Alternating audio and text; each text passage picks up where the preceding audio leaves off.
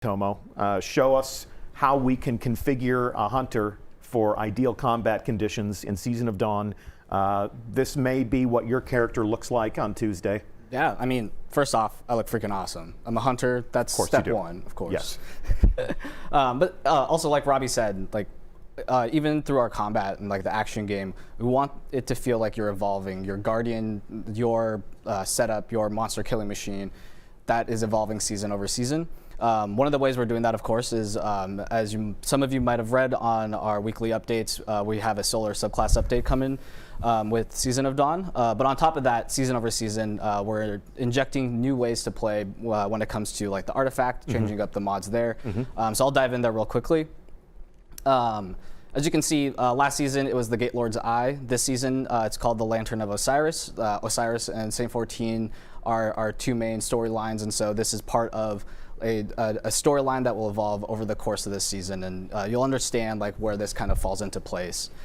We've also changed up a little bit of the artifact in the way like we have our mods laid out. As you can notice, we have in our first column here now we have our champion mods. Because the artifact resets at the end of the season, you're going to get a new one. Yeah. We want to make sure that this is something that you can reacquire pretty early on. These are going to be for different weapon archetypes from what you're used to in the past, and these will help you overcome, and you'll see here shortly, like the champions that we have for the Cabal. This is your perfect weapon for the new combat conditions. As you go into the Sundial, which we will be playing in a matter of moments, this is going to really play into how you can perfectly configure your character to confront those new challenges. Exactly. You know? And this upcoming season, we're focusing more on the long-range combat, precision shooting, and I'm sure Guardians have noticed that last season it was focused more heavily on Arc and Void. This upcoming season, because we did the Solar subclass update as well, we're going to be focusing heavily on Solar and Void as our secondary element. Okay. So here's a couple that I've selected for myself. I personally really enjoy pulse rifles and scout rifles and stuff like that, so I've grabbed a couple of those. As well as in the second column here, our Guardians probably remember from this past season, all of them were reloader mods. We've actually mixed it up, so now you can also get unflinching for certain weapon archetypes, as well as enhanced targeting. And then we've also added a couple new mods that players haven't seen yet. My personal favorite that I'm looking forward to using is this one called Guardian Angel. This allows you to get a chance of a healing orb to drop if you get a precision kill. And yet you have to use one of the precision weapons that is in meta for this season. All right. And then let's take a look at configuring your character. Armor 2.0 was something that people delved into for the first time at the beginning of last season, and I understand it's evolving in this season. It is. So the rewards team did an awesome job of giving us Armor 2.0, but Armor 2.0 by itself isn't the end of it. Like they're continuing to enhance the experience. And something that you might notice is any piece of gear that you acquired during Season of Dawn now has a different symbol in their fourth mod slot here. Instead of having the Vex symbol for signifying the last season, we now have a new symbol for Season of Dawn. And over the course of the season, through various activities within the season, you'll be able to acquire new mods that you haven't seen before. And these mods now have like a new mechanic that is called Charge with Light. And when you're charged with light, you actually get these benefits. So there's certain mods that allow you to get charges of light, and then there's certain mods that allow you to consume Charge of Light.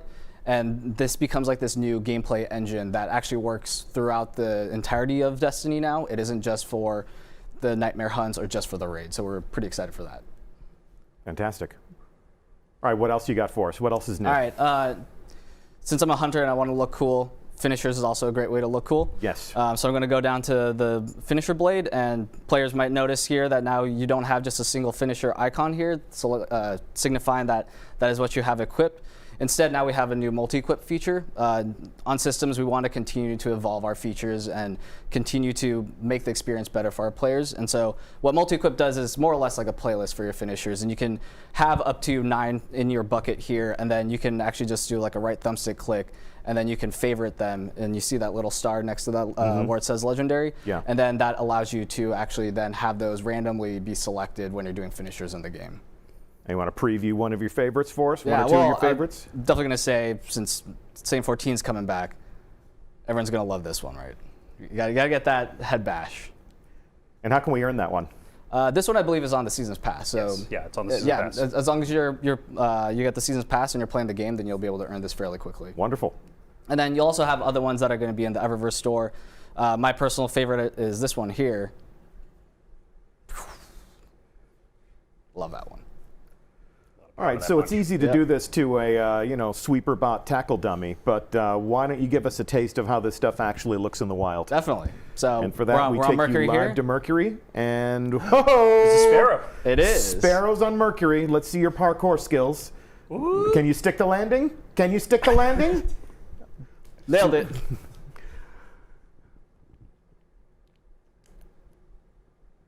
Beautiful. Stuck that landing too. Where are you going?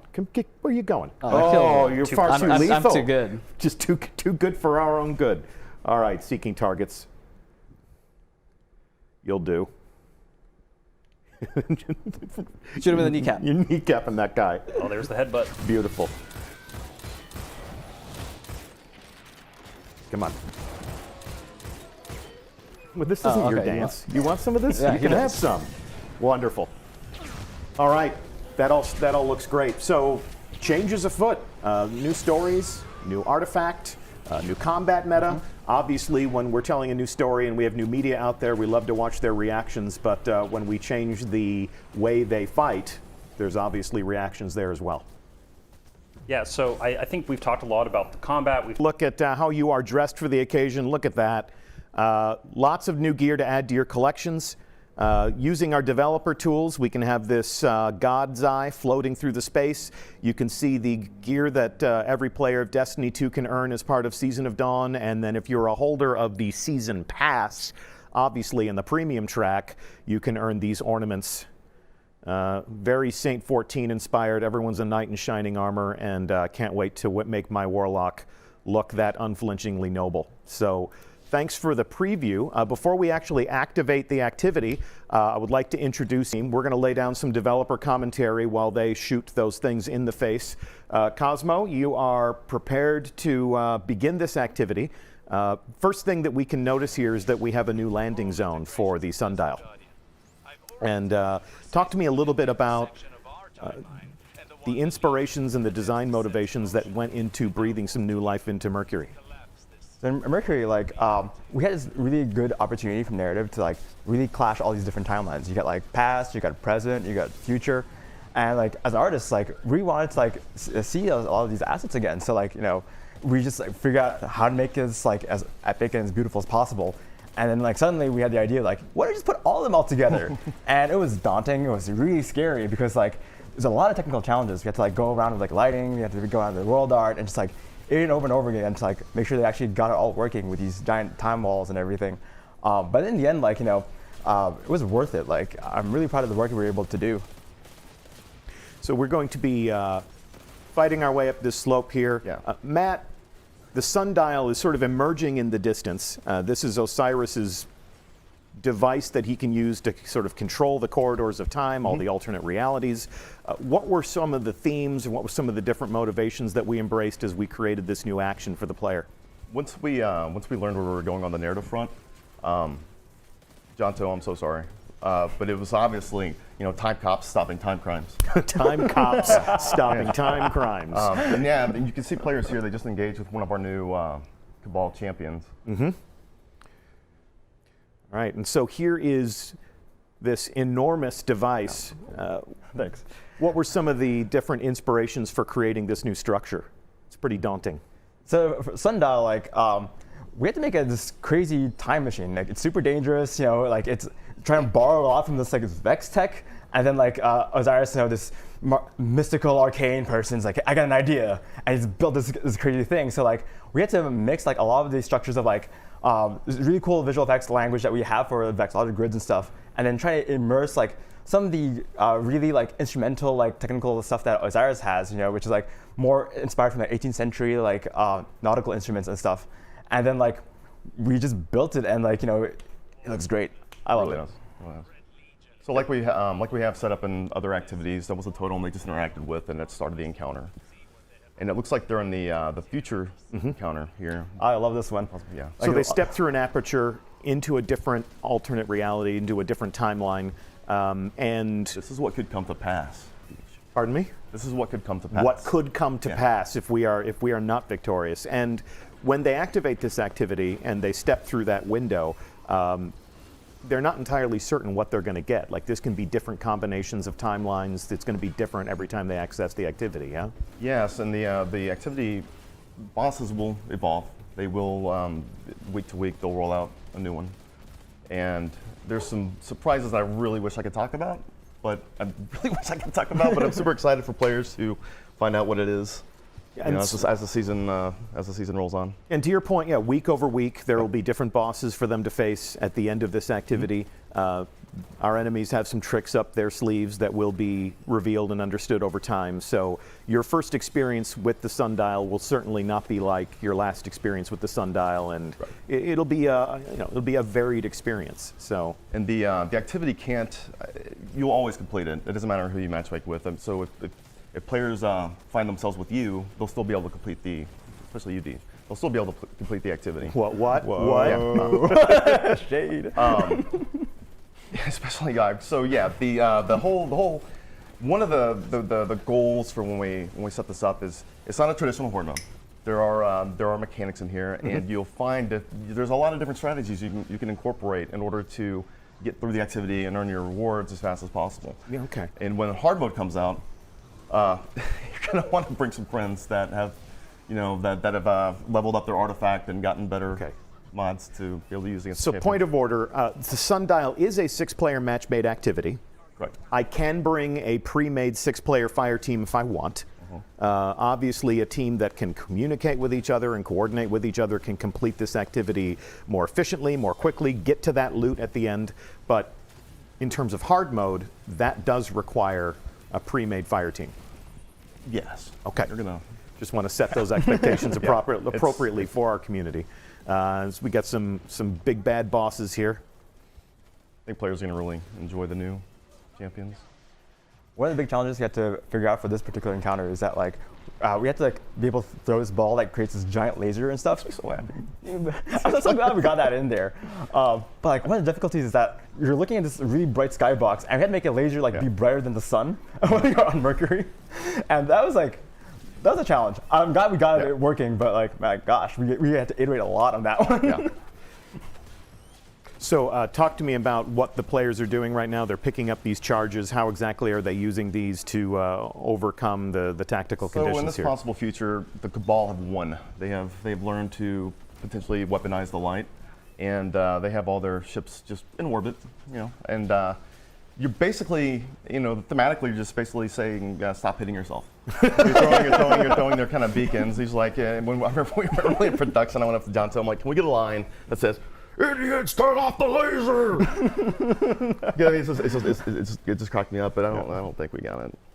There might be a random chance, guys. I don't know, but it entertained me greatly.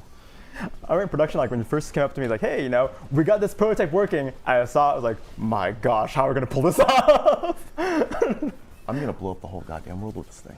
That's the power of fantasy here. The sundial itself, it looks like a very dangerous thing. It looks like the type of thing that your mother would tell you not to play on, and here we're sending 6 people up on that thing to play with time. What were some of the different discoveries that you make along the way through playtest with the sundial specifically? Make friends. I'm just kidding. No, it was actually it was kind of humbling, and just kind of it was a great exercise in just user experience, because you spend all this time building encounters, building mechanics, and tweaking things, iterating, and some of the most fun that we had in playtests, and we were noticing is players just like killing themselves. They really just like to entertain themselves by just being murdered over and over and over again. So the sundial, it probably has some design flaws. Well, Cyrus, he was just It's a feature. Yeah, it's a feature. Yeah. There they go. In some timelines they die, in some timelines they make it, You can't control time. Yeah. Well, we encourage you all to be very careful as you play on the sundial. That's the end of the first encounter, and there are several more encounters that would lead to the final boss. Yep. We will unveil.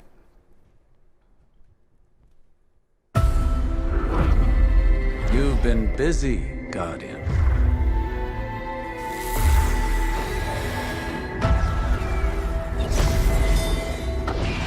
you slew the Undying Mind, you changed the course of history. Now time is broken on Mercury, fractured by the Legion. They intend to write a new history, a new ending to the Red War. If you're willing to help, you'll need to walk the corridors of time. And you'll need my sundial to do it. I built it so that an ally of mine could cheat death. I failed to help him, and his death remains my greatest regret.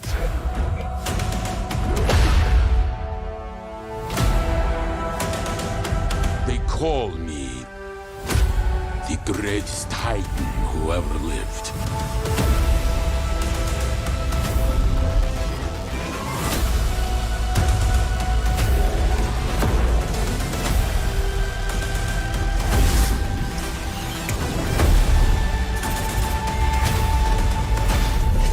You fight like a caged animal.